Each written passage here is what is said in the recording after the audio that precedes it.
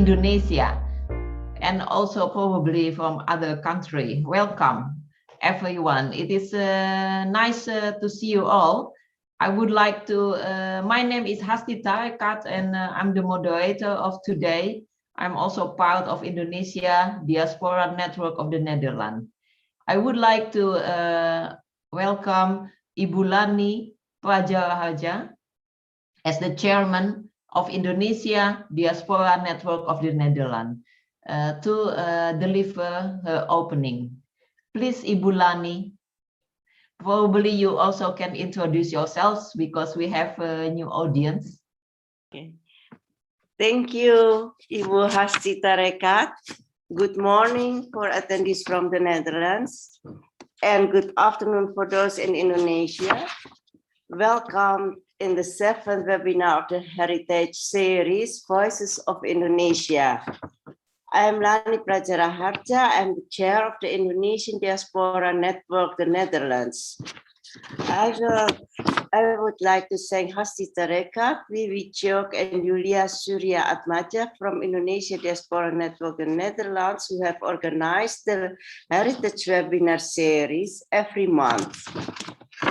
Also, I am very happy to see so much interest from the Netherlands as well from Indonesia in our shared heritage, and that these buildings can be useful nowadays. So I won't take more of your time. Thank you to join us. I'll give the screen back to Hasti Tarekat as the moderator.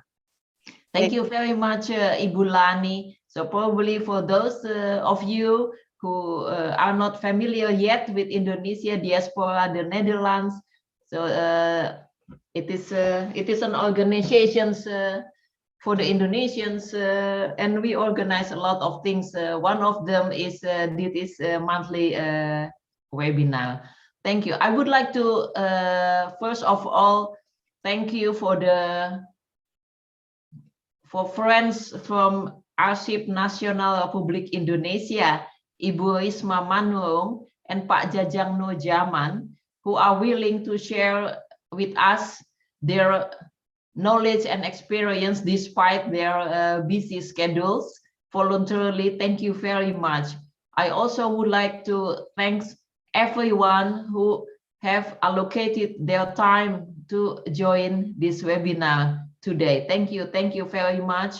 I would like to welcome representatives of both embassies, the Indonesian embassy in The Hague and the Netherlands Embassy in Jakarta.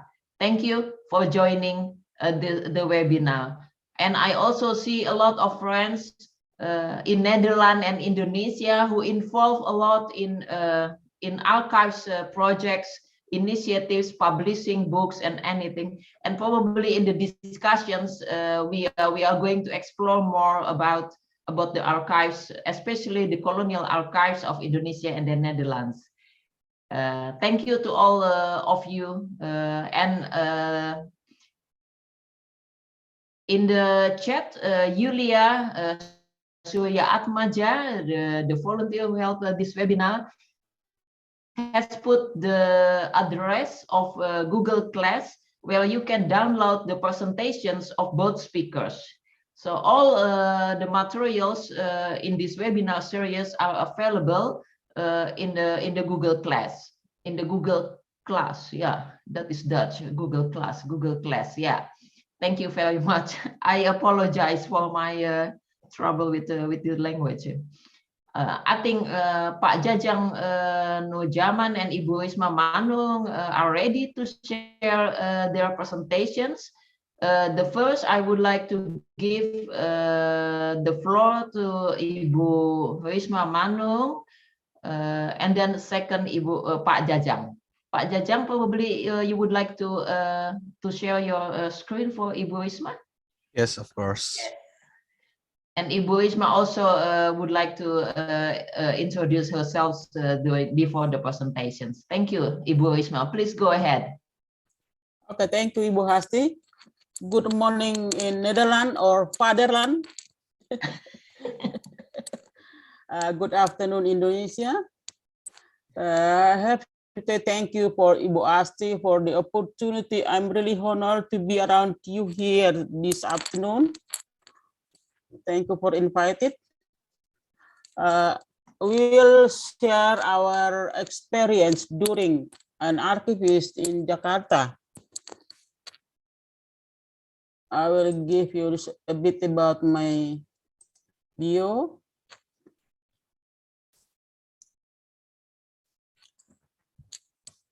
My name is Risma Manurung. From the family name, I'm from Batak people.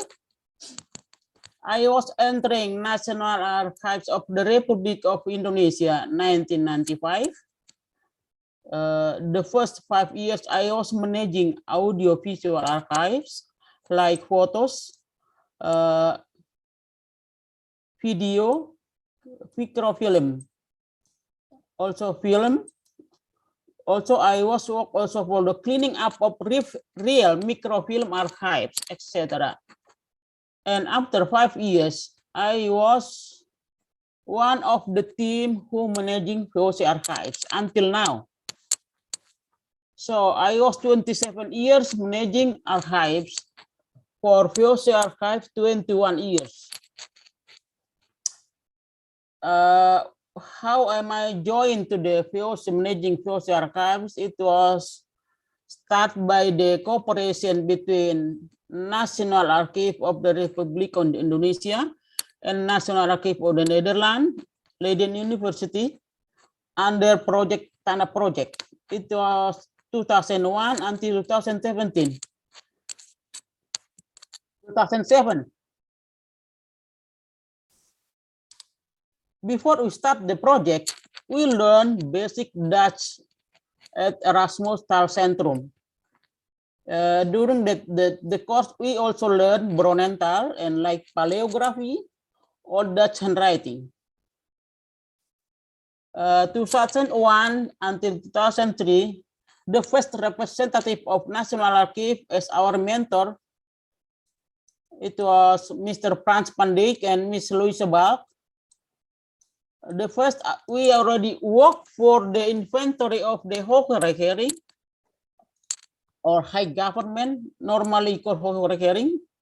And it was also during the time, the first 2001 until 2003, also Hoge Commissie, we work for that. And then they are back to the Netherlands. They have, before start, we create team around 20 person, archivists in Jakarta, including our mentor, we are 22 person. Then 2003, our first mentor back to Holland. Then they have a successor. The second mentor is Mr. Dedrick Kortlang. Maybe all of you know them. We are learn how to read VOC archives. Also, we are learn in the time archival science ISAP-G, International Standard Archival Description in general, also XML EAD for the database. This is the last class of us at Erasmus, but held in ANRI. How to read VOC archives within the time. After at the end of 2003, 5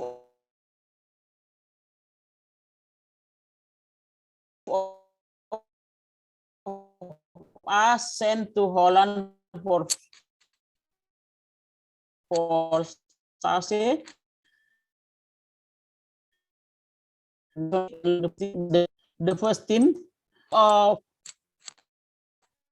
Professor Leonard Bluse, who was there as the project leader of the time. Also, this is us. The last year, I don't know, I forgot where is this in there.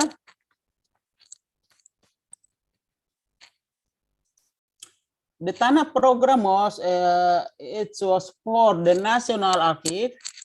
improving the accessibility of the VOC archives using the digital technology, improving the management of the archives. The National UNESCO Commission, the preservation of the VOC archives as a part of the heritage of Europe, Asia, and Africa, promoting awareness of the international importance of the VOC archives. We didn't say it the obstacle, but we treat it as challenging managing VOC archive. Is the old Dutch handwriting, is paleography, too much shortening abbreviation, also the condition of the archives.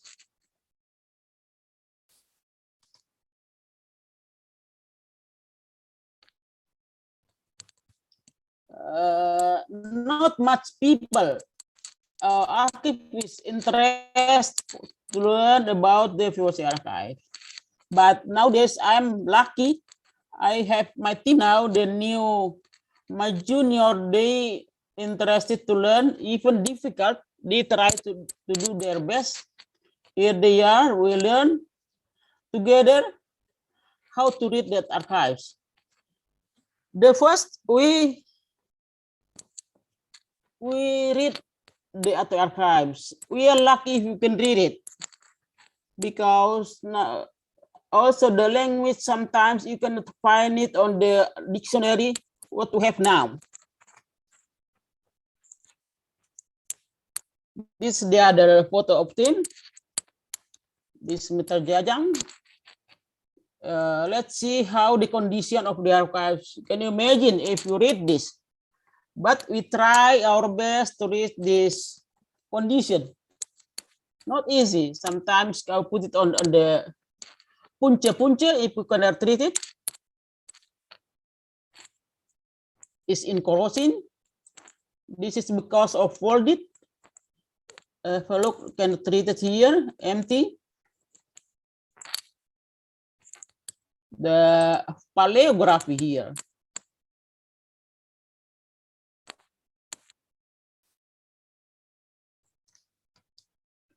Can you imagine the capital of A, many kind?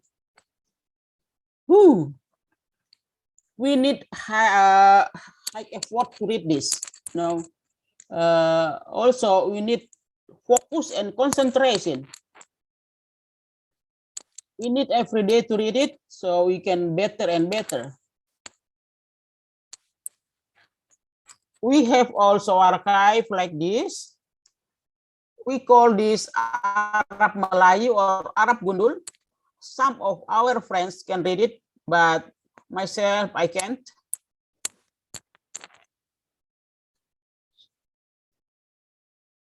So I said archivists should be the smarter people. They should learn many kind of languages. Arab Melayu, Old Dutch handwriting, another language also. Also we can find in the archives Portuguese language, Chinese, French language. So this is the storage of the high government archives, or normally call it Hoogheering. Because these archives you work by cooperation, the material the same with what you have in the Netherlands. The omslag blue color, box is also free acid, the same in Holland. This is the condition.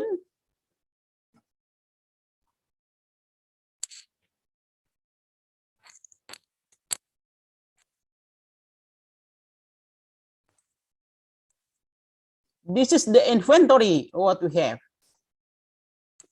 Since 2001 until 2007, we produced 15 inventory, and this inventory was launching in Bali in 2007.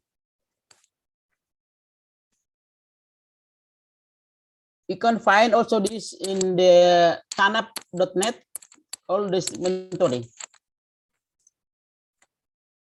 what kind of inventory we have? 15 inventory. Let's have a look. The first is archives of Batavia Castle, consist of the high government. Normally we call it Hogerkering. The second is the High Commission, we normally call it Hoge Commissie. The third is the General Audit Office, normally we call it Algemene Rekenkamer. The fourth is the Court of Justice, we call it normally Raad van Justitie. The second is the Urban Boards of Batavia. This is the same what we have in Holland, the time in the city of the Netherlands. The first is College of Aldermen, like we call it normally College van Schepenen or Schepenbank. The Board of Governors of the Orpan Chamber, we call it normally Oeskamer. The third is the District Council, we call it College van Hemraden.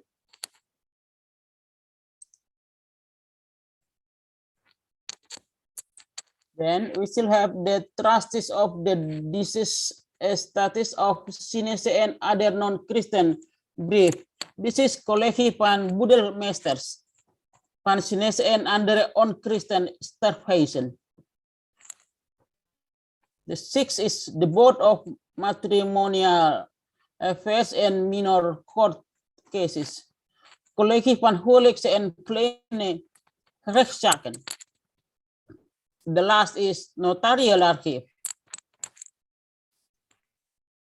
This is the archive of Kerken.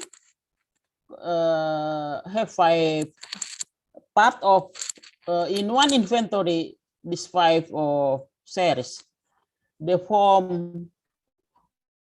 Reformed Church Council, the Poor Relief Board or College van Diakenen, the Board of Church Wardens, College van Kerkmeesters, the Semarang Church Council, Semarang, the Lutheran Church Council.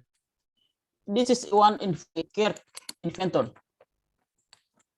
Now we have a look how much the amount of the Post archive. We put this regard to the biggest one amount. The biggest one is Notarial Archive and 27 numbers. It is like 177 meters. Then Hogerkering or High Government. The third is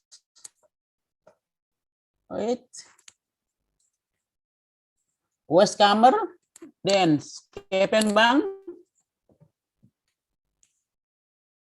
Kerken, also I forgot was Burgerlijkestaan, Raad van Justitie. The smallest one you can see Algemene Rekenkamer, only 1 meter.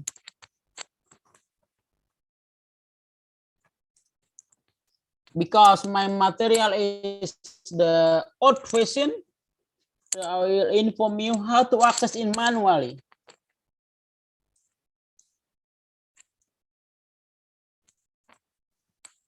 If you do not know yet what is the topic, what you are looking for, you can read the realia related in the date of resolution and the soigness. This is regard to the inventory of Hogerkering.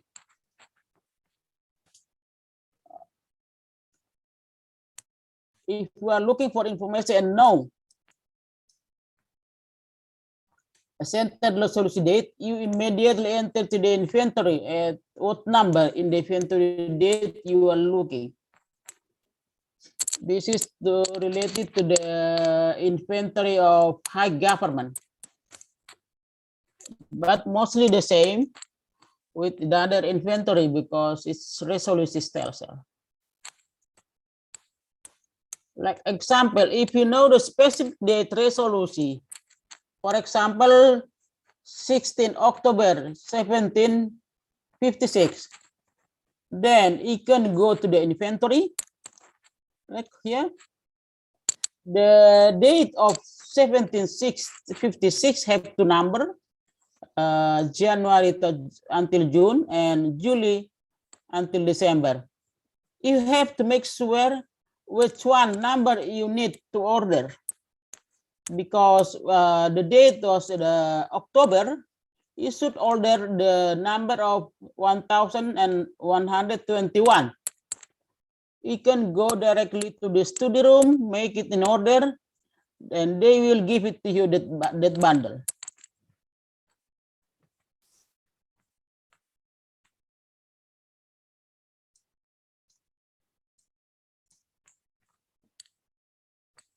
If you don't know, you can read Realia. It's recurring almanac, Dak Register, or the daily journal.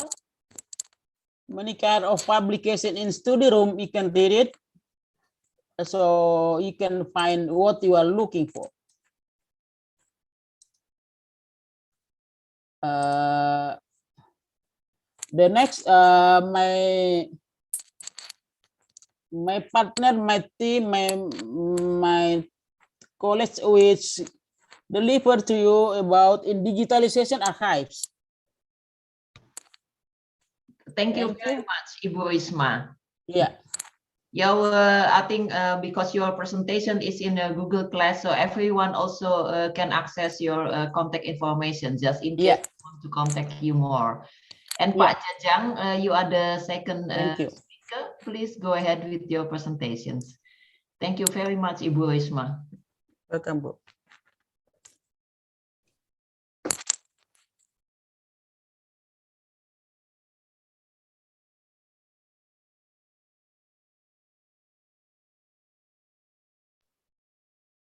Thank you, Bu Hasti and Kakak Risma. Good afternoon, everyone. I'm very happy to see you here in our online webinar, and I'm very honored to be here. Thank you for the invitation. First, I would like to introduce myself. My name is Jajang Nurjaman. I am archivist at Nasional Arsip of Indonesia. And I've been working at ANRI for more or less 12 years. And yeah, you can see on my slide, I'm also a lecturer at the Sekolah Vokasi UGM. And this is my publications. The last one is book Archives and History in Memoriam of Ibu Mona Lohanda that will be published this year. I think you can order the book now. Okay, first of all, I would like to tell about the Colonial Archives, VOC and Colonial Archives. We have around 2 kilometer textual archives of VOC, and we have more or less about 17 or 18 kilometers textual photos, micro and cartographic material of Colonial Indonesia archives, or that is India archives. These are our collections. As you can see, the archives, like textual archives, we have around 30 kilometers, and then we have only digitized around 1,800,000, and so it's very small amount of digitized archives. And we have cartographic materials, poster, photos, film, microfilm, microfiche, audiovisual archives, and vinyl, and also born digital and electronic archives. With this huge amounts of archives, the archivists at ANRI have a lot of works to manage these archives. Yeah, you can imagine if we have this lot of collections, how many archivists do we need to manage these archives, or what kind of new skills for archivists to manage these archives. This is an example of our archive from many media.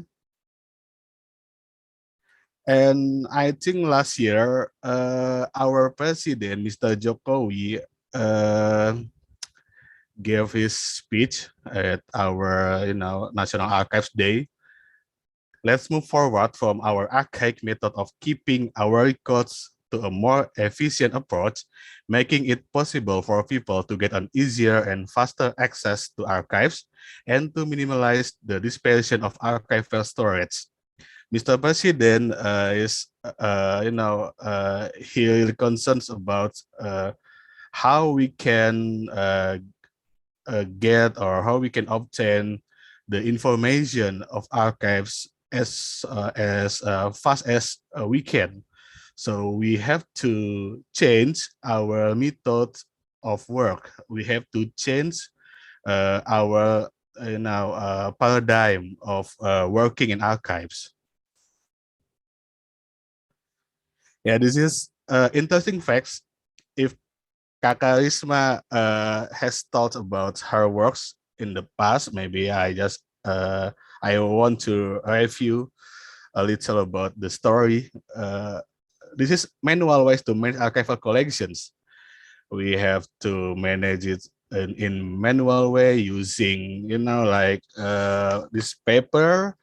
We write down our description on this paper because we only think about the how user can access the archives, how user can make benefit of the information in the archives.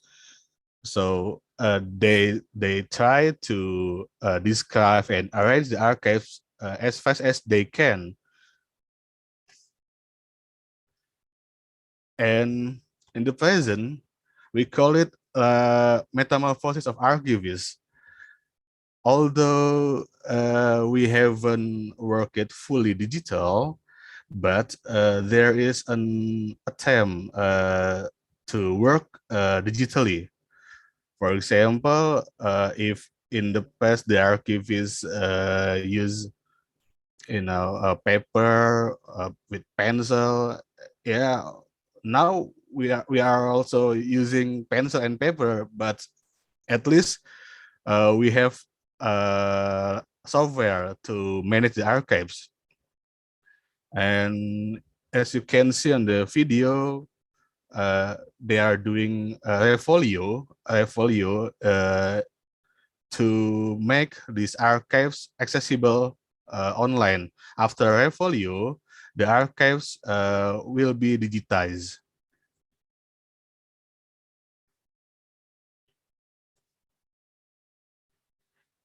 Yeah, about decolonization of archival description. Decolonization means many users of Colonial and VOC archives told us how can they read the archives if the description is still in Dutch, for example. So we try to describe the archives and translate into Bahasa Indonesia. For example, this year we are working with Notarial Archive. We make the description available in two languages, Dutch and Bahasa Indonesia. So it's an attempt to decolonize archival description, besides the digitization, of course.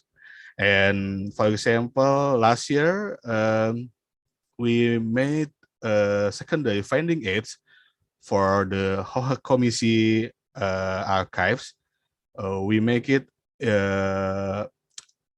very detailed in description. So yeah, it's for how do you call it? User can easily access until the item level. And this one example of notarial archive.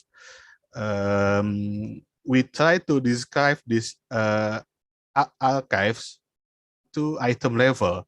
So we mention the kind of documents, who, for example, who the notary, and yeah, as much as information that we can describe, and then translate it to bahasa Indonesia.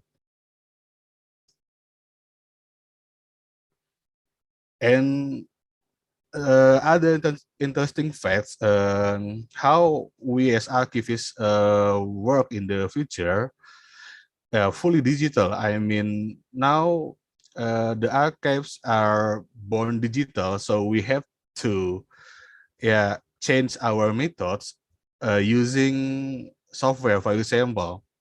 And we are now building the infrastructure and also software to make finding aids.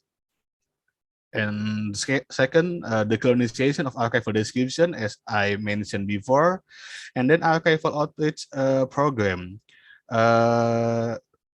It means that our works in archive should be, the society should engage with our works. So the archival outreach program is very important. This is a video.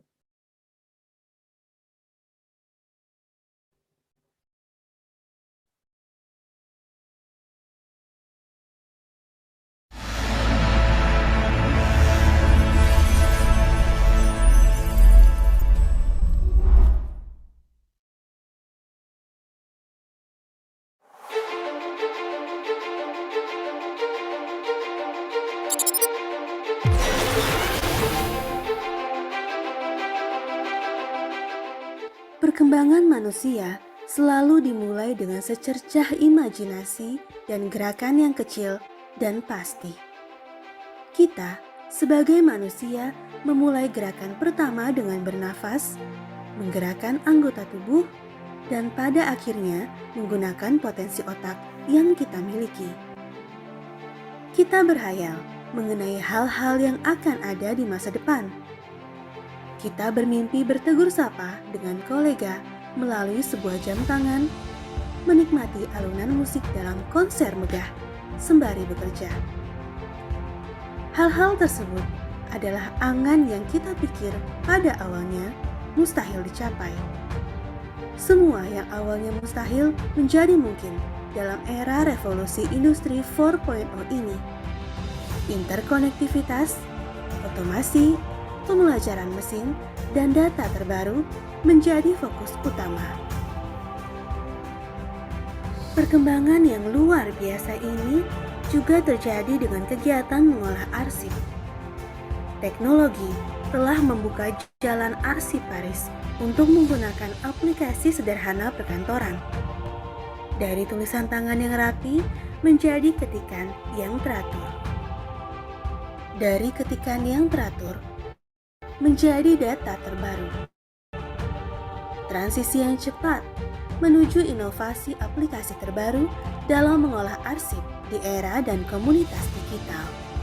Inovasi tersebut dalam waktu dekat akan direalisasikan di lingkungan Direktorat Pengolahan Arsip Nasional Republik Indonesia dengan dibangunnya I-Pengolahan.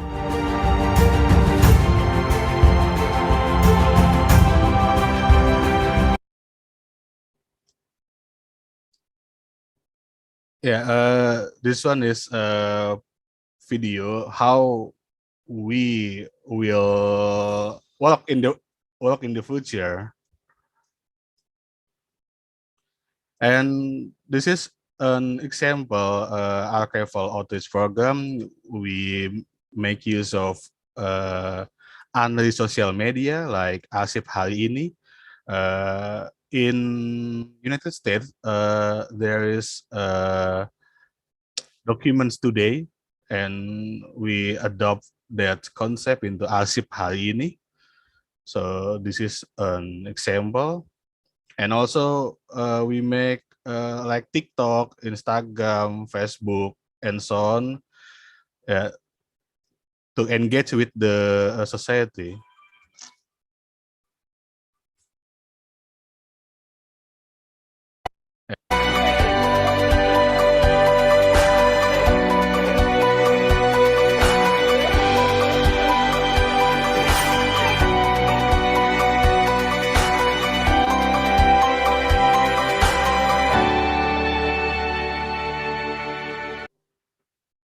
Yeah, we hope that Indonesian society can give us feedbacks to our description, for example, or maybe for our collections. And also there are other archival artist program like Laraska is restoration services for family archives. So from the preservation unit, they they restore the family archives that has been damaged by flood, for example, or maybe that has been damaged by eruption. And these are our infrastructure to digitize our collections. You see, Kakak Risma is, I think, she did the quality control to archival description. And this is our scanner. Well, now we are developing the infrastructure like servers, NOC rooms, and other infrastructure that can, that can make our collections accessible. Yeah, present condition. First thing first is it is homework for us. Not all of colonial archives have finding aids. With the amount of 18 kilometers of Indonesian colonial archives, um, uh, yeah, I think only there are only 100 or 150 finding aids available. So we have to work hard to arrange and describe these archives. And the problems, among others, are language barriers, yeah, and also the ability of the archivists. The archivists themselves. They have to learn more how to make good descriptions. Therefore, the courses or they need to continue their study, for example, or they need to attend workshops and courses to make good descriptions. And we are now trying to use software to make finding aids faster and reliable. Yeah, we make for the VOC archives. They have already finding it, so we are now busy with making secondary finding aids, and then the digitalization of VOC archives, of course, and broaden access of VOC archives. Only small people, I think, access the VOC archives. Um, yeah, not too many people use the VOC archives in the reading room, I think. And this is the example of digitalization projects. We call it DASA, Digital Archive System at ANRI. It runs from 2011 until 2017. And from this 7 years, we have digitized 1,176,150 pages of VOC archives. We adopt DASA OI system, Open Archival Information System, that has been developed by NASA. From the producer, SIP, Submission Information Package, and then AIP, Archival Information Package, to Dissemination Information Package. So this is NASA standard for Open Archival Information System. And this is our workflow during our project. Firstly, we select the archives to be digitized, and then scan the archives and to local storage until we publish to the website. So it's actually in the archival field we call it digital preservation. We preserve the archives and also we open the access to the archives. This is the website Sejarah Nusantara. Maybe some of you familiar with this website. You can see the images of VOC archives here. And also we select some archives to be written by the experts, and we call it harta karun, treasure. So we can find some articles here, and we use the VOC archives. We contact the experts to write down the article, and we publish it online.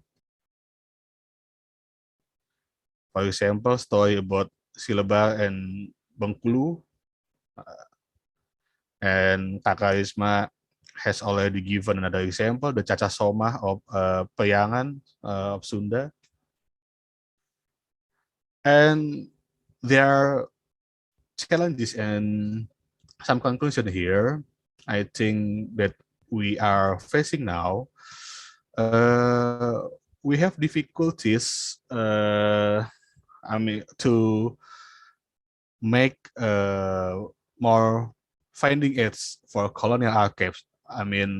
With the huge collections and less archivists,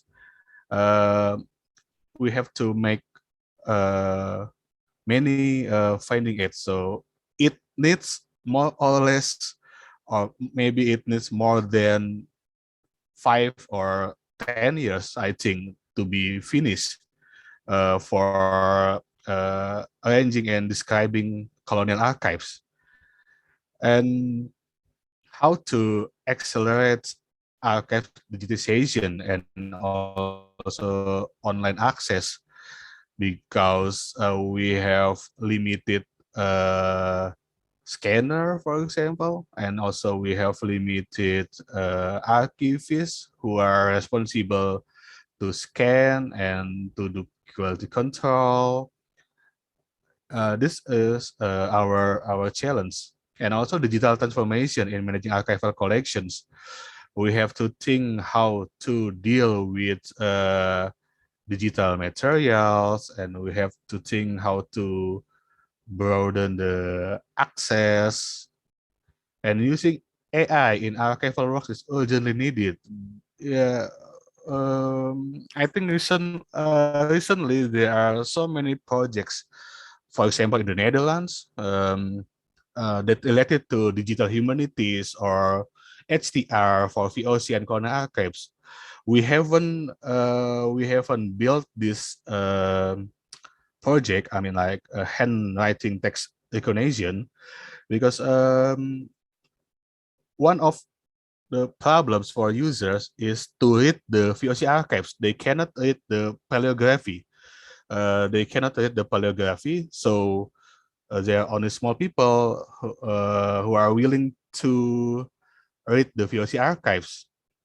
And I think by using artificial intelligence in archivist work, it will be very helpful to for users to read the paleography, for example, and we as archivists can contribute to develop the AI.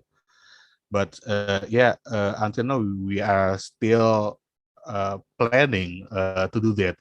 The digital humanities, the use of artificial intelligence in archival works, to make our archives broadly accessible. And the concept of GLAM, galleries, libraries, archives, and museums, is also important, because not only Arsip Nasional that that preserves the colonial archives, but there are some libraries and also museums that have archival collections, colonial archival collection, for example, in National Museum, and also in National Library, and also in the provincial archives, provincial libraries, and provincial museums. So the GLAM concept, I think, is need to develop in Indonesia. An online reading room. What I mean online reading room. So far we haven't, we don't have any system or any. Yeah, we have the system, but we haven't had the special or the special website for users who are willing to access our archives. We have only one website, and then they can see the online finding aids. And if they want to order, if they want to reserve the archives, they need to WhatsApp, they need to send email, and or they come to the reading room directly. So we are now developing the system. So from from Aceh to Papua can access our archives online. These are the challenges in the future. I think we hope we can tackle these challenges, and we are also open for cooperation, maybe for from other national archives or other experts to develop or to build uh, to tackle these challenges, especially in using AI, digital humanities, HDR, or maybe for helping us in arranging and describing colonial archives. So this is our my presentation, and if you want to go further with other information, you can see on my slide, and just click and you will find much information that maybe you need. Thank you. Back to Ibu Hasti. Thank you very much, Pak Jajang. Thank you, Ibu Risma and Pak Jajang. So now we are updated with the works of Nasional Arsip in Jakarta, which is very complicated and a lot of challenges, but you have done also a lot of things. And I've seen some comments and response and questions in the chat room. But I would like to ask Pak Richard de Freitas, because you have written the first one. Probably it would be nice to introduce yourself to the speakers and the audience, and also say directly what you have written in the chat room. Thank you. Go ahead, Richard. Can you hear me? Is my voice clear? Very soft, very soft. You can high up your volume. Okay. My name is Richard de Freitas. I am a member of Diaspora. I'm actually more now specialized in maritime security and education, but I used to be a former archive analyst describer for the Dutch Home Office. We have a service here in the Netherlands from the Dutch archives, and the Ministry of Home Office is responsible for the archives, and that means that we have a team that every 75 years archives need to be destroyed, for privacy reasons or legal reasons. And we always had to go to the archives and to read every document and to make a description of what is this. Is this maybe we have to save this for history or political reasons, or how we call it, scientific reasons. And we have a lot of knowledge about that, and we use. I think that in Indonesia you also use the same old Dutch archive system, like the Dutch verbal system and the parafcultuur.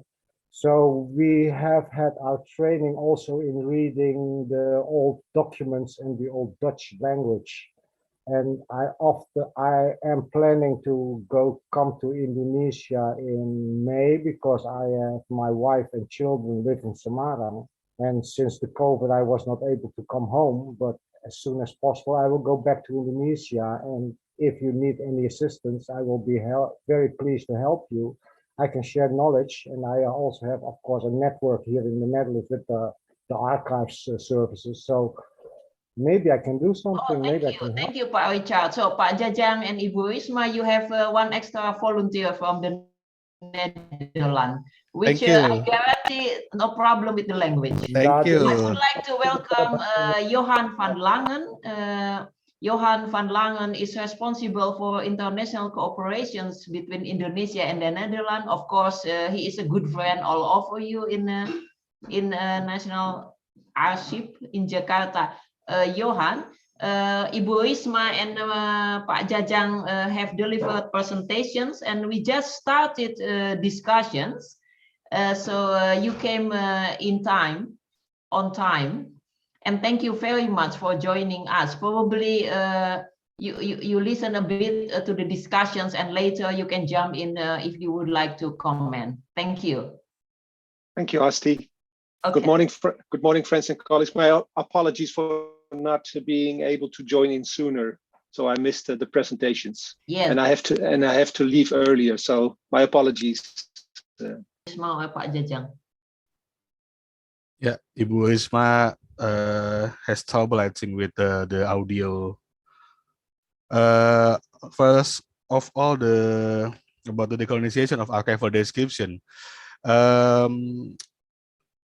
Few months ago, we invited historian Pak Semargono, and during the seminar, he advised us to decolonize the archival description. So it means that we need to translate the archival description, not only transcribe the archives, but we give context to the description. And although some of my friends asked him, but archivists are not allowed to give the context, but he said, no, it's not a problem because we decolonize the description, so it won't be a problem at all. So, for example, this year we describe the notarial archive, and we make it bilingual in Dutch and Bahasa Indonesia, and we try to give the context to the description, and we hope that from the description we get the our insight, although it is Dutch archives, but we can give the Indonesian insight to the description. So that's what I mean with decolonization of archival description. And I think it would be a pilot project for us. So we just started this year with this project, with this decolonization of archival description. And secondly, the digitization of residency archive. Actually, we have digitized some of residency archives, but they haven't been accessible online. And I think in the past, we have digitized those archives without looking at the inventory, I think. So so we have the files, but it's very difficult to find the images. That's the problem. So if we try to reconstruct the images and the finding aids, yeah, it takes a long time to find the images and then the inventory. So we have to connect it. We have to connect it between the inventory and the images. And I think my friends in the digitization unit are now trying to connect the inventory and the files. So hopefully it can be connected and we can publish it online. And thank you to Pak Richard De Vretes. Thank you very much. If you came to ANRI and then let's talk about this opportunity, because we have difficulties to identify for example, the history of the archives, and we have difficulties to identify the provenance, whose archive is it, or yeah, we need that information to make a good description for the colonial archives. So yeah, hopefully yeah, we can meet in May and then discuss it with my colleagues. Thank you, Pak Richard. Thank you, Pak Jajang. And also Pak Aron, thank you. Yeah, Pak Aron Habibu, thank you. Apologize for mentioning your name wrongly. Thank you, Pak Habibu. Maybe Johan, since you have to leave earlier also, but you are one of the key persons in archives cooperations. And you heard a bit what Pak Jajang has mentioned in the discussions. Would you like to update us in general about the cooperations with Indonesia from your angles, or probably also comment on what Pak Jajang has mentioned just now? Thank you. Go ahead, Johan. Thank you, Hasti. First, regarding to the cooperation between ANRI and NAN, National Archives of the Netherlands, it has been quiet during the pandemic. We've had some contact, regular contact, but no real cooperation in the sense of delegations visiting Indonesia or visiting the Netherlands and talking about digitization projects or other possible projects. But quite recently, last week actually, we received an invitation from Pak Imam Gunarto, Kepala ANRI, that he invited my director to visit ANRI in May. So we're still in the process of responding to that invitation. So hopefully our MOU with ANRI is no longer valid. It ended in 2021. So we need to sign a new MOU, and hopefully we will be able to sign it this year. Traditionally, our focus is on making archives more accessible to the public. Collections in the Netherlands on Dutch Indonesian history and collections in Indonesia. So in our new MOU, that will be also a focus. Concerning the challenges for digitization and putting the images online, that is a real challenge for many archival institutes all over the world.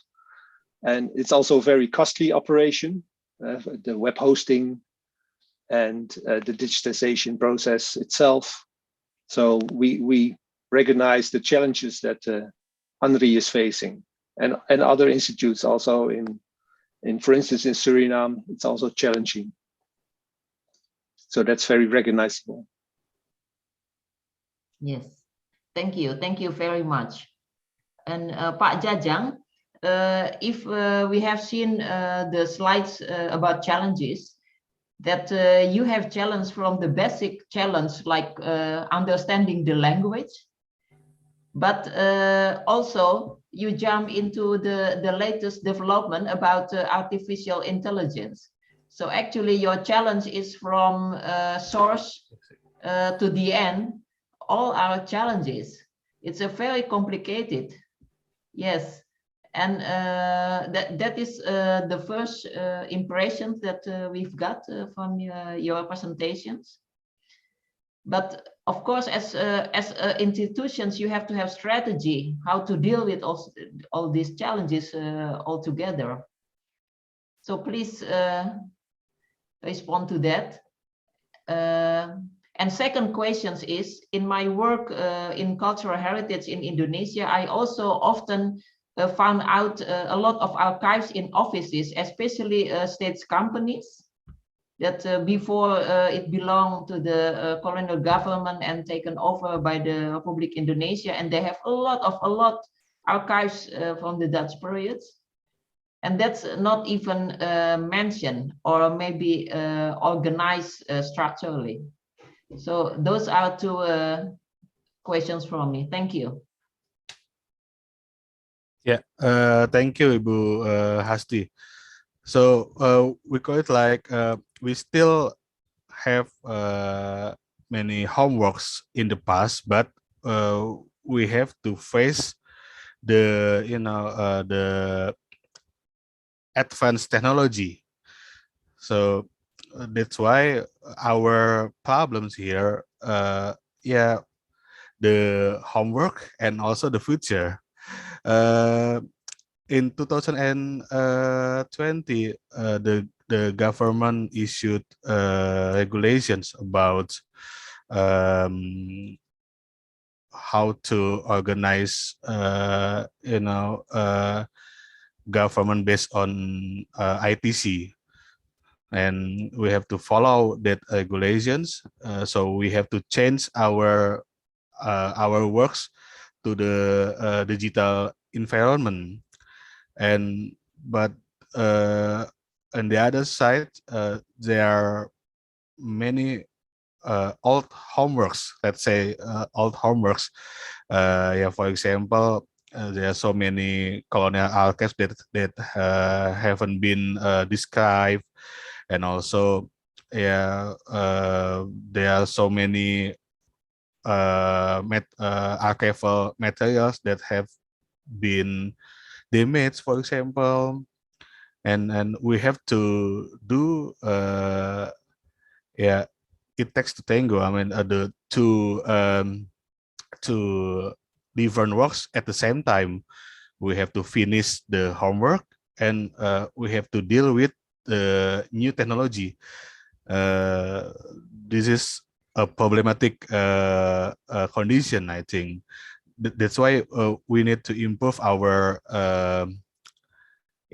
our capabilities of archivists to tackle these challenges. No other choices. Archivists should understand how to use AI or IT, but they also have to understand the past, the language of the colonial archives, for example, and also the Indonesian history, for example. And that's what we are facing now, and we are doing right now. So we train our archivists to read the paleography, for example, or to read Dutch, and also we train them to use the technology to describe archives. And the state company archive, yes, we have. I think we have some state company archives at ANRI. For example, AFOS. AFOS is like plantation, and also but not so many. We have a state company archive. It's very difficult to how they got to acquire their archives. If the company still exists until now, it's very difficult to to acquire the archives to the National Archives. They don't want to give the archives to the National Archives because they still use those archives. We call it the vital archives. So they keep the vital archives in their storage room, so they cannot give the archives to us. And the Dutch companies and now state companies, they regard the archive as assets, so they cannot give the archive to us. For example, PT Indonesian Train Company, Kereta Api Indonesia, they have their archives in their company, so they don't give it to ANRI. They preserve their archives themselves. Even they search the archives in Nasional Arsip and also in ANRI, and they make a copy of the archives, and they preserve the copy because they are their assets. So we cannot we cannot do anything to their assets like that was the Yeah, I think it is more a shared concern from me as a worker on the field, instead of asking you to solve all problems with the archives. I think many state companies take care well about their archives. But if you Yes. go to small cities, or you go to cities outside Java, probably the awareness about the importance of the archives need to improve, because we often find neglected archives, let's say. And they don't mind if someone else take care of the archives just like that. So I have once, for examples, from the AFROS office in Medan, got one becak full of archives from their attic, just for free, like that. So I think that's also the basic homework for all of us, to raise awareness about importance of the archives. Yes. Pauline, please go ahead. And probably, you don't have to introduce the Ibu Risma and Pak Jajang, but for the audience, it would be nice to know who you are. Yeah. Hi, Jajang and Bu Risma. Good to see you again. Thanks Hello, Pauline. Thanks for your presentation. I'm really impressed with the progress you're making. A few years ago, when National Archive in the Netherlands and Indonesia, together with the National Agency for Heritage, organized a workshop about how to do research and what's the purpose of an archive altogether. The situation was different, so I'm really impressed with what I see. But I just wanted to make one remark about what Hasti just said, and it's not. Oh, and for all other people, I'm an architectural historian, and I've been visiting ANRI since 1993, when Jalan Ampararaya was still almost an empty street. To give you an idea of what it was like. There was hardly a warung to have some lunch. And so also from that point of view, things have fundamentally changed in and around ANRI. But my suggestion, following up on Hasti's remark, was, do you try to collaborate also with local archives in Indonesia? So there's the archives of commercial enterprise, but there's also local archives. And so when you go to Semarang, where the local archive is a bit of a problem, but for example, Surabaya, I have no idea what they're doing with their archives. So that potentially is also something to look into. Yeah. Actually, this year we try to inventory the archives in the local archives. So with the data that we have collected, and the finding aids, the archival finding aids in the local archives are not really accessible, and they haven't described it correctly. So we after we collected the data, and then we analyze it, I think we have to come to the local archives, and then we give some explanation how to make good finding aids, so it can be accessible. Some local archives like West Java, Yogyakarta, Makassar, they have very good finding aids. But in Sumatra, Celebes, and Kalimantan, Borneo, even they they only have small amount of archives. Yeah, and from for example, in Bali, Bali also has a small amount of archives, and they haven't been inventarized.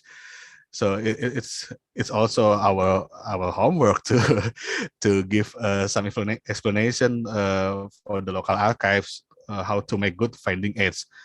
And I think in 2007 also with Pak Johan, we made an Java guide, Java guide. We inventarize the finding aids that are available in some cities in Java, for instance, Malang, Surabaya, Cirebon, Semarang, and from this guide, we know that they have archives, but they haven't been inventarized. Yeah, maybe after this year's activity, after we have collected all the data, and next year we are planning to give some workshops to the local archives. That's the plan, Pauline. Yes.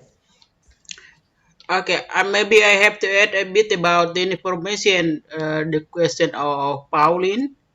Last year or 2000 years ago, the Semarang Archives local have initiative to invite us to give them training directly on the spot. So they created the new inventory, what you are looking for, the BOW Archives in Semarang. Maybe they already finished it. I don't know the progress information. So not only from us, they also some of the local archives, they have initiative by themselves to invite us. Some of them also have come to ANRI for training. Join with us working with the archives directly because they want to know exactly how to make inventory. That's a bit information. So if thank you. That's most elucidating. So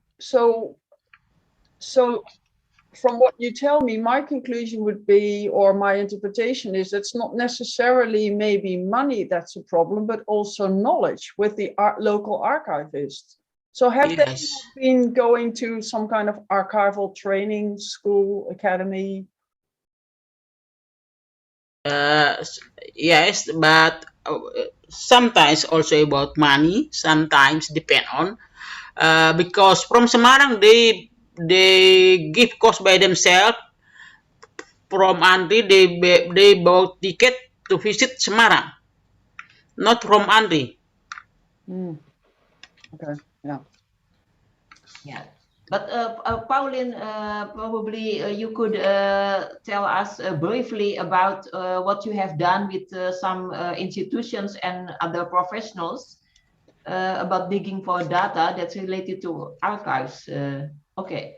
Yeah. Yeah, so there's maybe two parts that I've done. So as a researcher, I was invited to I organized 2 workshops together with ANRI, National Archives, and RCE in the Netherlands, and Hosti was also involved, PDA was also involved. And what we did was we devised a workshop and tried to not make this some kind of passive workshop where you sit in a room and people are giving you information, but we actually wanted this to be an interactive and an active workshop. So in the morning session, we had short presentations about how to actually do research.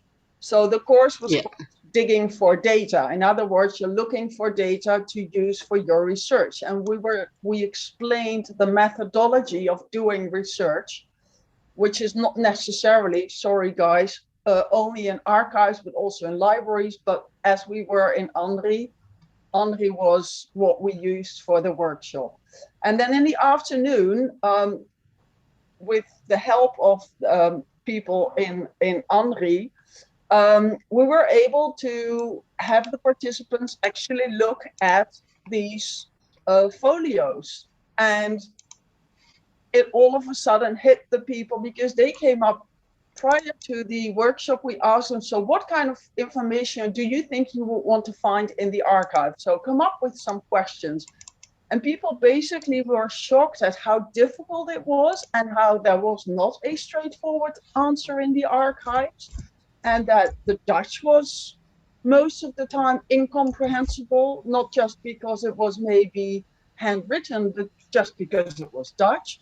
So it was a bit of a reality check maybe for some of the participants in the workshop, but I think it was also a very interesting learning experience, maybe also for ANRI, to see, you know, what you can actually do with people. And so I'm really pleased to hear that Jokowi has said that archives need to be more open to the audience, because that's been a bit of a challenge also for me as a researcher from the beginning. You need so many letters and so many permissions to get in. So after the workshop, we really sensed that there was a lot of enthusiasm in ANRI and PDA. So following the workshop, we made a little booklet describing how you can actually, what research is like and what you need to do this, and what institutions you can go and visit, which organization, which are the organizations that hold collections, and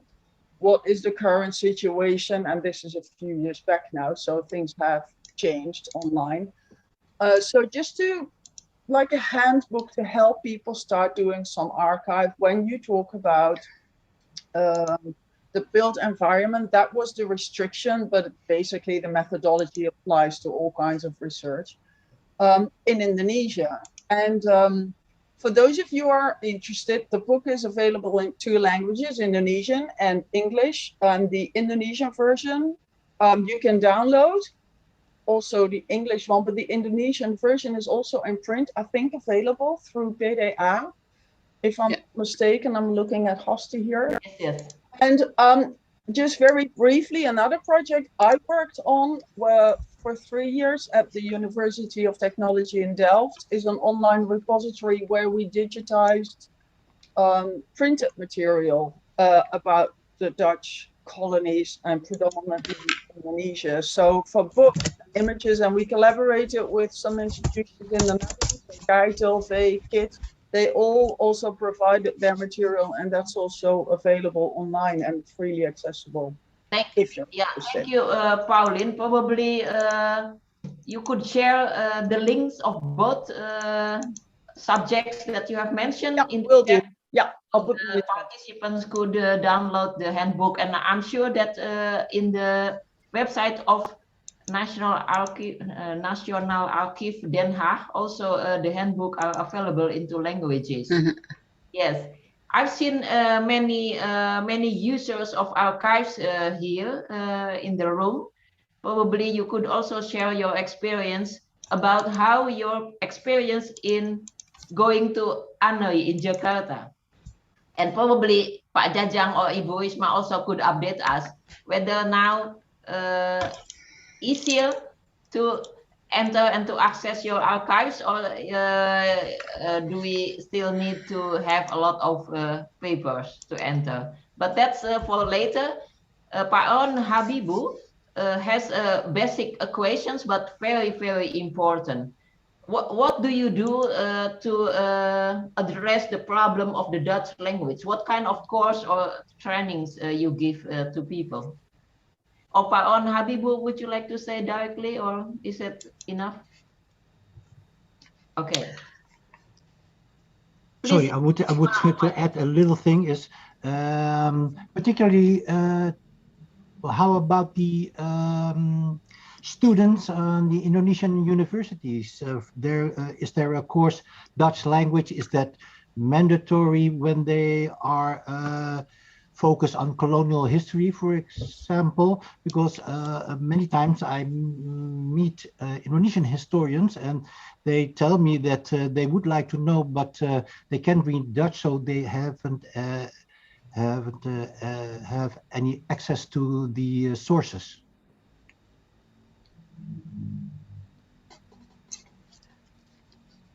Yeah, go ahead, Jang. Okay. Yeah. Go ahead. Please Go, go Jang. Yeah. Risma. Okay. Yeah. Usually the history students they have 2 or 3 semesters to learn Dutch language. So they have to attend, yeah, 2 or 3 Semester. semesters, yeah, to learn Dutch.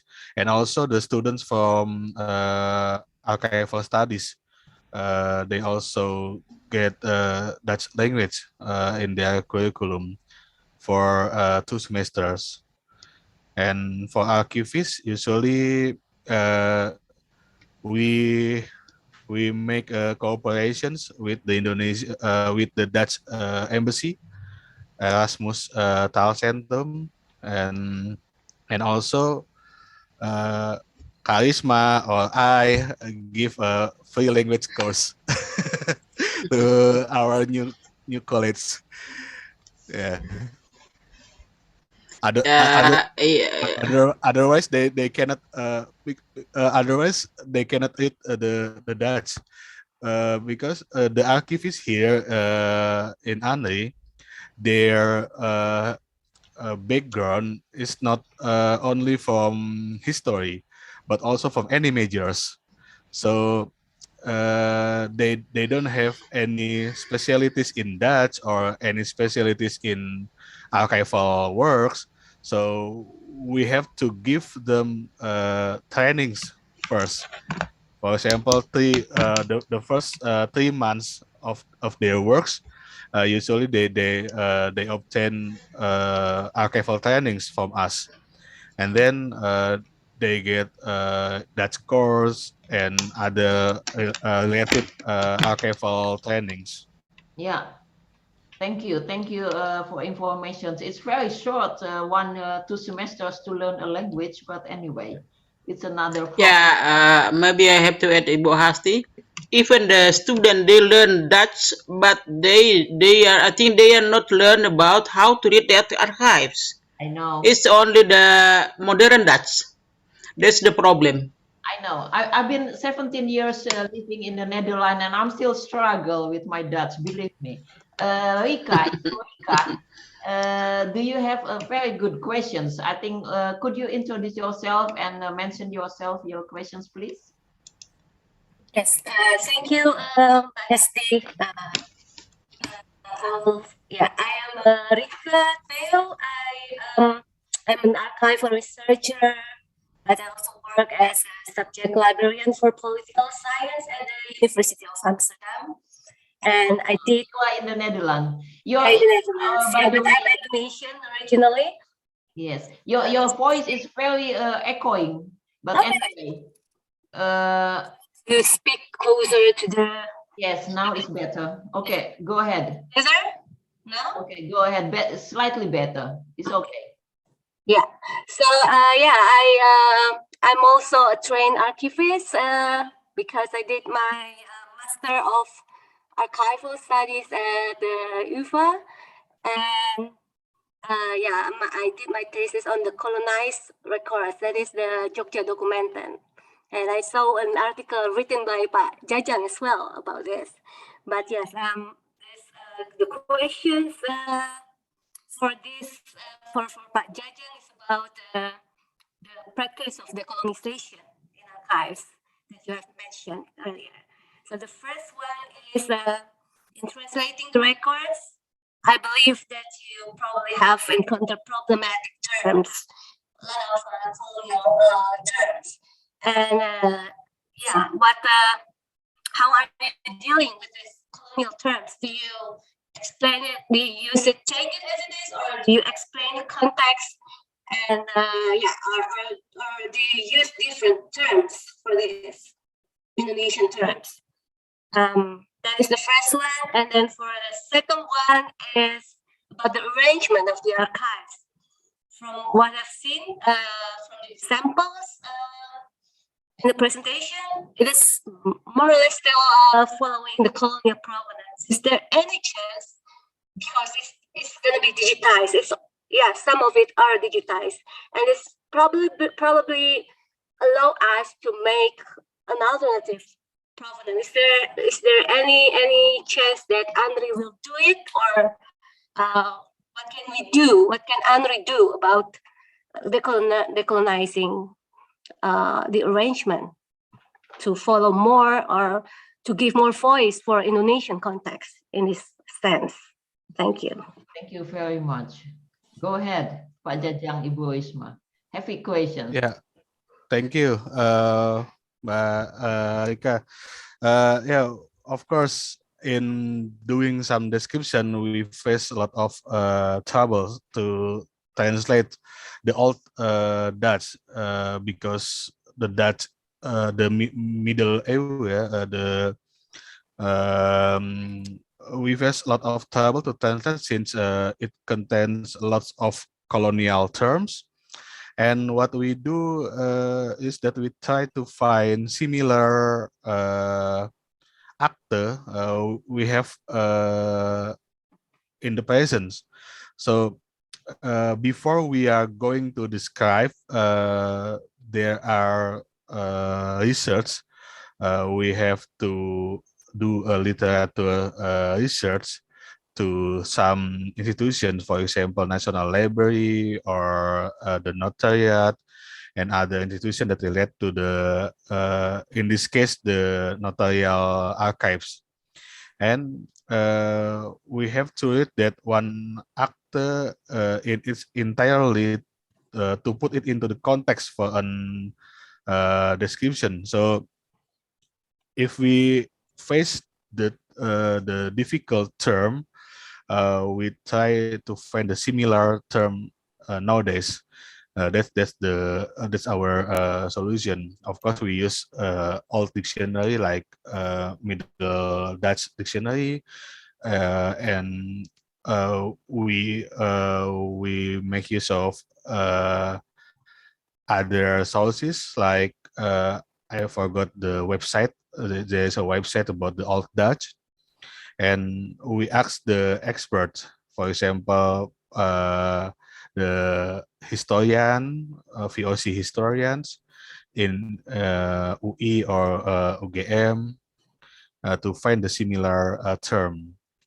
And about the arrangement in archival studies, we still use the two principles, original order and provenance. So we don't change the arrangement of the archives.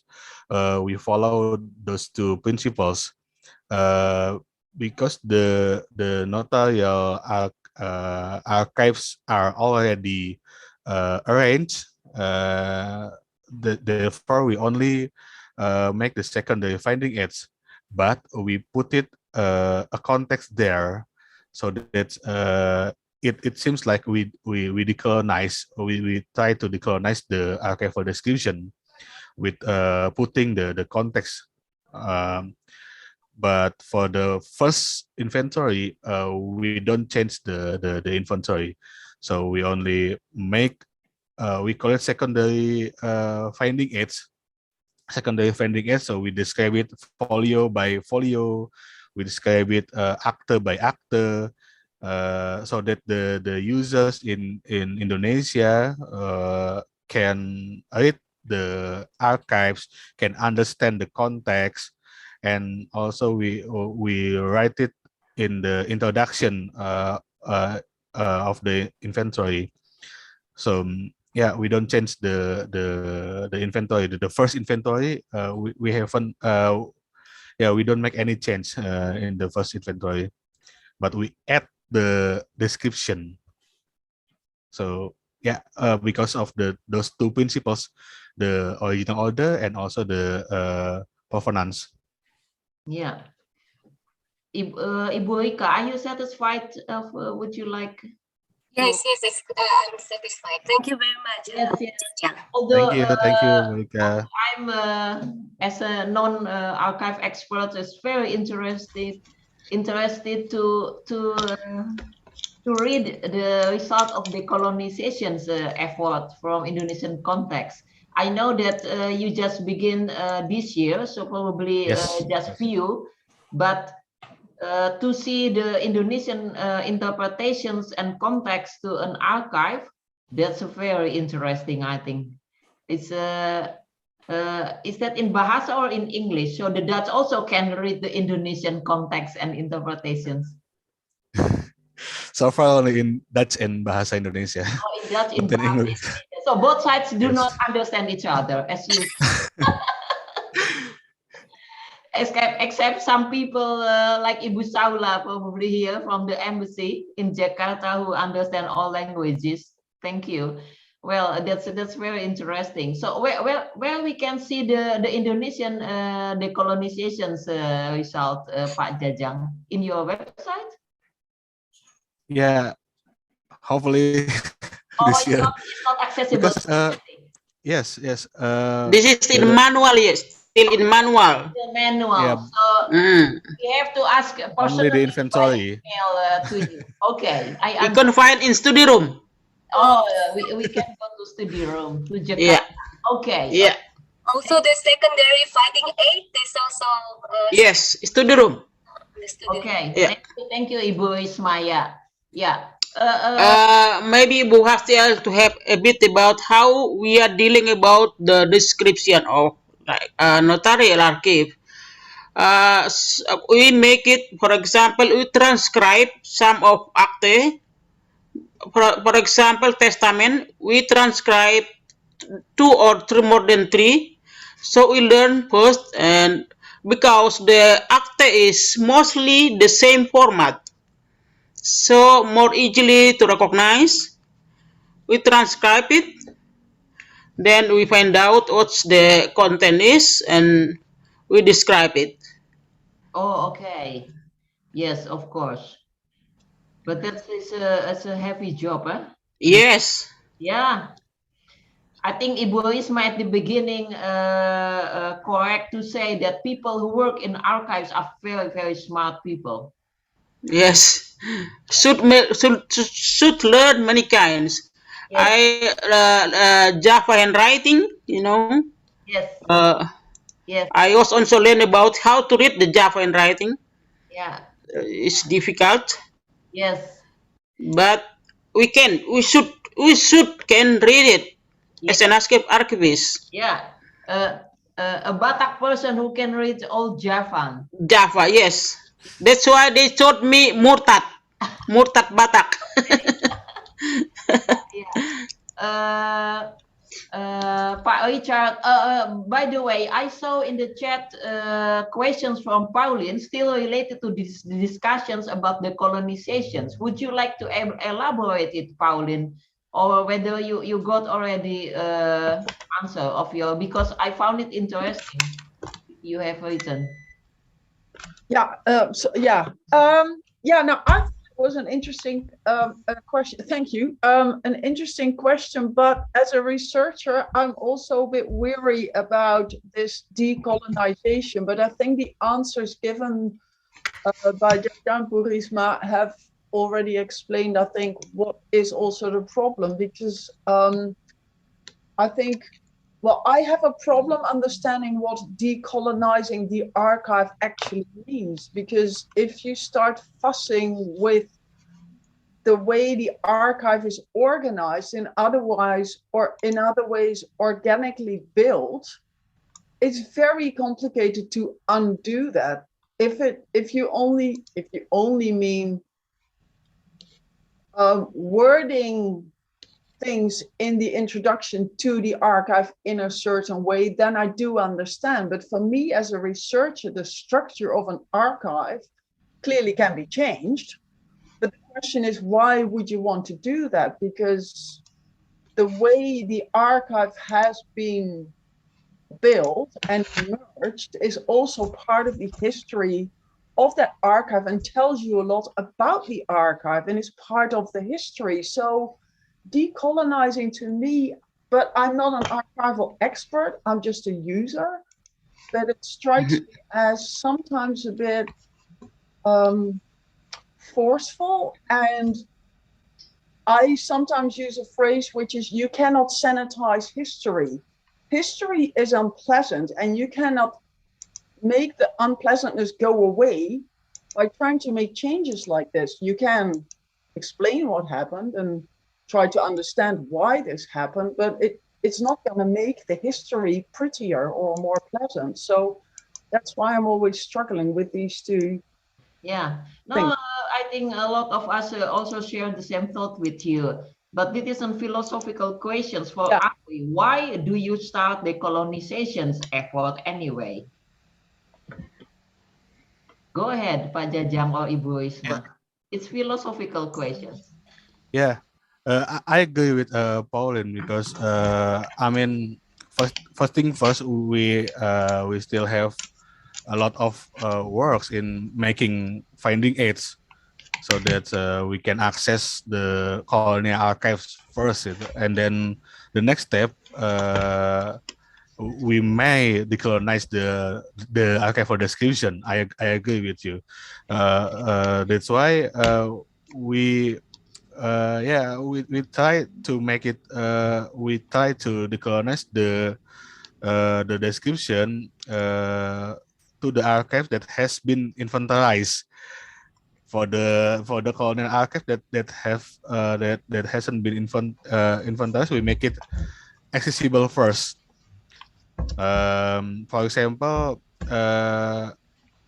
Algemene Secretary archives, we don't have we have the inventory, but not all series have been described, and now we describe it as it is. I mean, we don't do decolonization on this archive, because we haven't the first finding it. If we do the decolonization on the archival description, when can we finish the finding aids? That's the main concern of us. That's why we when the idea of this of the decolonization came to our office, we try to do this with VOC archive first, not to the Dutch East India period, because we haven't made so many finding aids for the colonial archives. And this idea actually come, as I said before, when we did a seminar, and then there come many experts and historians, and then they give us advice. Why don't you describe your archives using the decolonization methods? For example, translate the description, or give it the context. And at that time, we as archivists, we think that archivists are not allowed to give the context to the archive. It's a text of historian. I mean, yes, Pauline. Yeah, and even Uh, that's tricky because every description is an interpretation of data. yes, Then you yes, get yes. into this scholarly debate about. So I very much prefer just give the information and let the user decide what this is. Yeah, yeah, But yeah. actually, describing is writing the context. That is the function of describing. Describing itself is part of making a context. It's part of the contextualizing. That is the description. Yeah, yeah. Maybe in response to Pauline, it is not. I think the colonization, decolonizing the archives is not only aimed for the emotional part of it, but it's also to show that archives have multiple contexts, not only the context of Yes. Yes. maybe, but explain it better than me because Even to describe Indonesian context, I think it's a very challenging. It's a work of Yeah. historians, very experts. Yeah, but anyway, we have a lot of to think about. Pak Richard has raised a hand. Please keep short. Yeah. Yes, I have 3 questions and 1 remark about the last, what you said Okay. last.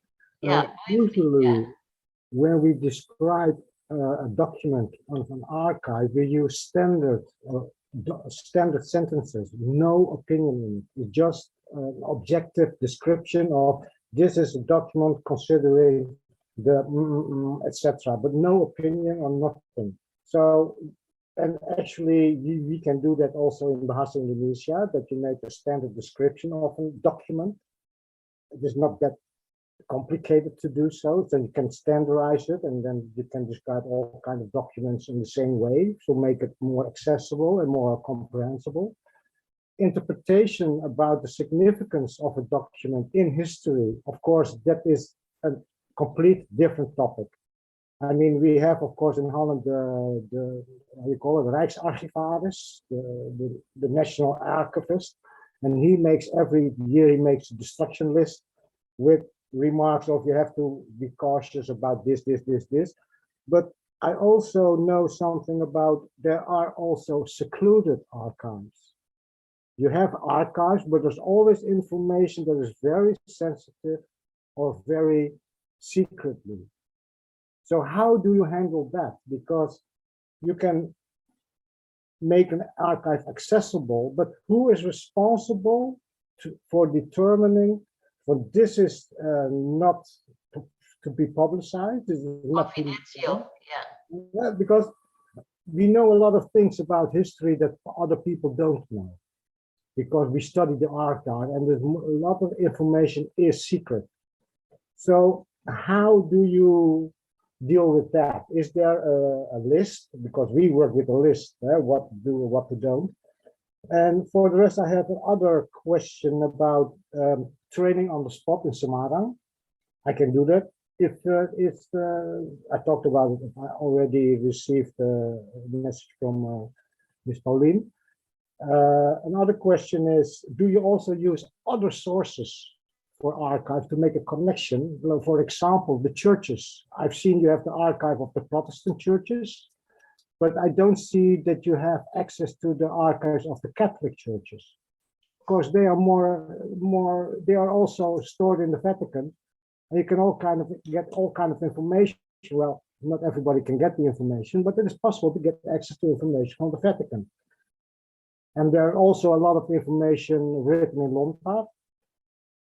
I don't know if you're aware about that and if you can translate it, but you have Lontar and Kawi, and we have the Kropaks, and there's a lot of information according from the colonial time out of the point of view of the Indonesians, because they also make their reports. All, or you still have one? Because I think we still have 10 minutes. Well, I actually are. There were my questions about the secluded information. Notaries, of course. Thank you. Thank you. Pak Jajang, Ibu Risma. Halo Pak Richard. Yeah, about the archive church, Catholic Church. We still have planned this year, I hope, acquisition from cathedral still on plan, so we don't have it yet. We are sorry for that.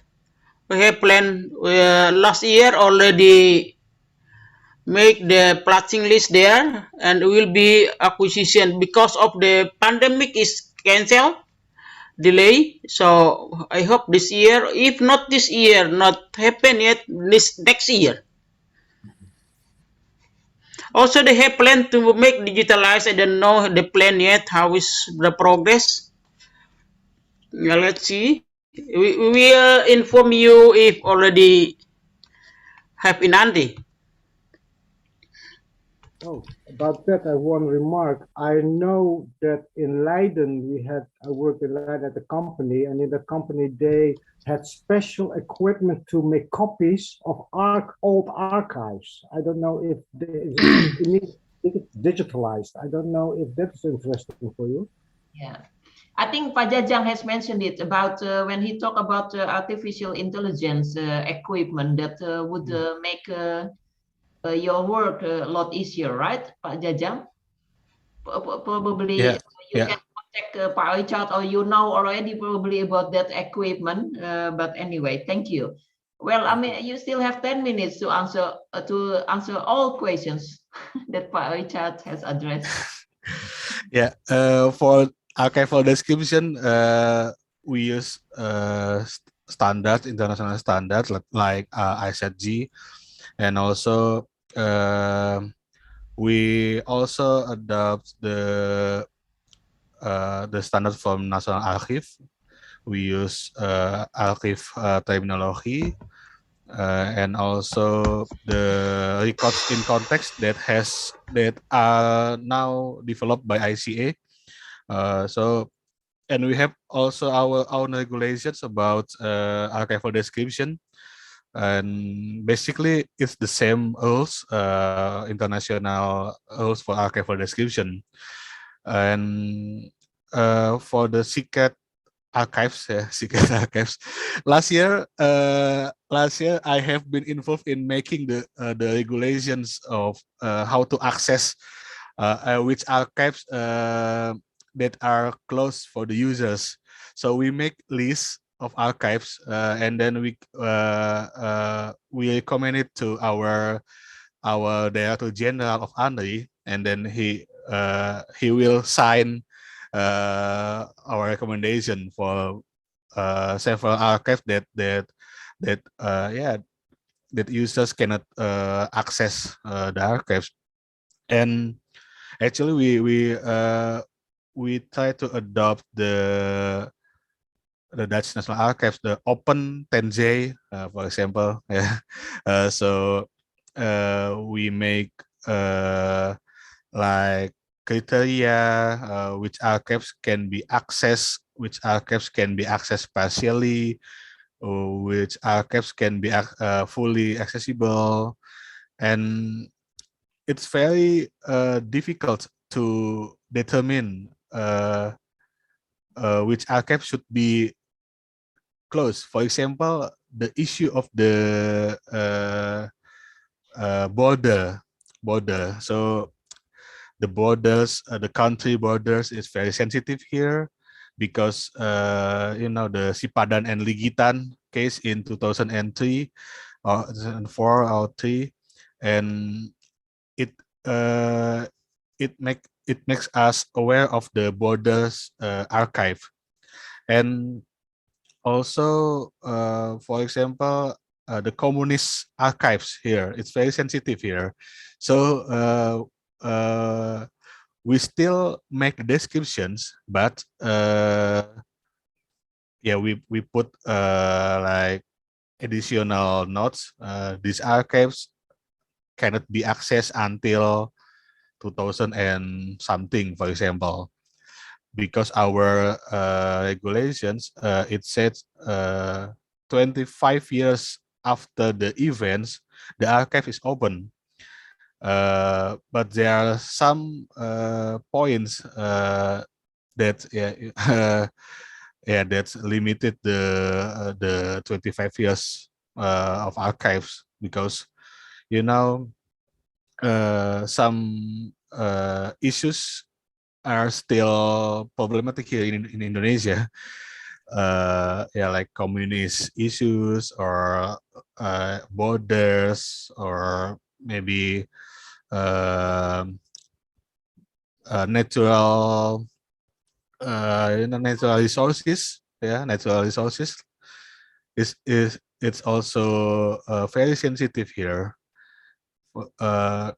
Where, for example, there are conflicts between one region, and they made use our archives, and it's very problematic when we have to face the court. So we have to decide these archives are closed, for example. Yes. And yeah, and every year the regulations are renew. So we made list which archives are closed, and every year the regulations is renew. The list of archives is renew. Which one is closed, which one is partially closed. Thank you. Yes. Thank you very much, Pak Jajang. I think we have learned a lot about archives today. And for those who want to have the PowerPoints of the speakers, can go to Google Class. And also there are contact informations there with Pak Jajang and Ibu Risma through emails. And I would like to ask some participants to give a last comments. What is your impressions about the topics? Especially for the speakers, it would be nice to hear your comments. For those who are not speaking yet, Ibu Saula, probably just a quick brief impressions. Yes, Hasti, thank you very much for the opportunity.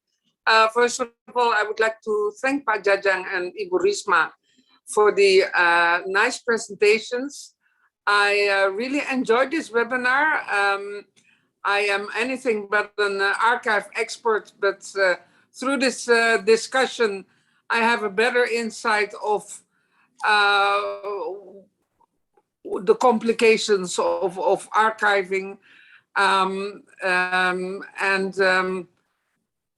Yeah, I look forward to hearing more following. I've already opened the Sejarah Nusantara website and the ANRI website. I will definitely read it more. As an embassy, we're often approached with questions regarding to archives or histories. So hopefully in future, I will be able to answer those questions better. So thank you very much. Thank you, Ibu Saula. And thank you, Hasti, for organizing. Thank you. Yeah, together with Wiwi, Chiok, and Julia. I don't know, I'm not sure if there is representatives of Indonesian embassy in The Hague. Otherwise, I would like to ask Pak Vollenhoven, for example, because you are very diligently following the webinar from beginning to the end. Introduce yourselves and probably share brief impressions. Thank you. Well, I must say that it's a little bit difficult because while the Koch Foundation concluded their project in 2017, and I must say, seeing this presentation, I was really very surprised and also very glad that everything is progressing so very good in this direction. And well, this was a very informative presentation. Unfortunately, I missed the first part of Ibu Risma, but I could follow the second presentation of Jajang. And I must say that for me, it was a joyful morning to see those presentations. Thank you very much. And Ibu Hasti, thank you for organizing this. Thank you. Thank you, Pak Vollenhoven. So you are from the Koch Foundation? Yes. Okay. Johan, you kept late, so you didn't see me. Yes, it's very poor, Risma. Yeah. Sometimes the internet connections is poor. Yeah. That's why no. Oh, here am I. You see me? Yes. Great. Yeah. And I see also Sabine Borg. You are also following the webinar from the beginning to the end. And I'm sure that as a researcher of batik, you also use a lot of archives. Would you like to say something? Hi, I don't know if I'm clear, my audio is clear because I don't have my mic in. No, we can hear you clearly. Yeah. So I really enjoyed this webinar a lot because I think making archives accessible and available is so important. And just by sharing what all the work that goes in it and all the work that still needs to be done is very interesting. And I'm also happy with getting a little more information on what we can find where and what people are working on it. So really happy to meet you all, and thank you for sharing. So Thank you very much. And on behalf of all organizations in Indonesia Diaspora Network, the Netherlands, probably Ibu Wiwi or Yulia would like to give something to the speakers. The certificates. Maybe Yulia, she had a question as well, so perhaps you can still raise that. We still have 1 minute, so please. Okay, yeah. Yeah, I think we still have 1 minute. So I don't know if we can discuss, but I'm looking forward to have contact further with Ibu Risma and Pak Jajang. And after this, I will give you the e-certificate. So I will show it to you. It's like a online handover at the moment, and you will receive it in your email. So yeah. So thank you, Pak Jajang and Ibu Risma. These are e-certificates for you as speakers. Thank you very much. And hopefully in the better occasions, we can see you in persons, and probably a better appreciations of token to your time and your sharing with us.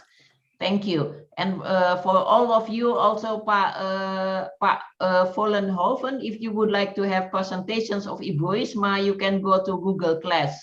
You can see the link in the chat. Okay, thank you very much.